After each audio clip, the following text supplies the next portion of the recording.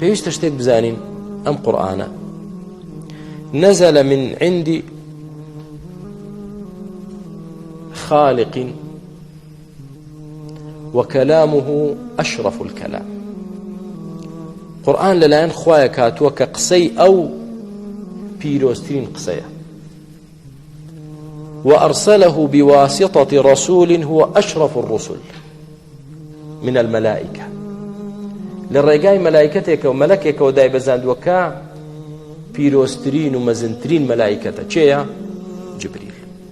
وأنزله على رسول من البشر هو أفضل وأشرف الرسل كتشيا محمد عليه الصلاة والسلام. وأنزله بلغة هي أشرف اللغات كتشيا عربية. وأنزله لأمة أمة الإسلام هي أشرف الأمم كأمة إسلام. وأنزله في مكان هو أشرف الأماكن شوية بيروسترين شوين كمكان. وأنزله في ليلة هي أشرف الليالي كليلة القدر. وفي شهر هو أشرف الشهور. لمانجا كبيروسترين مانجا كمانجا رمضان.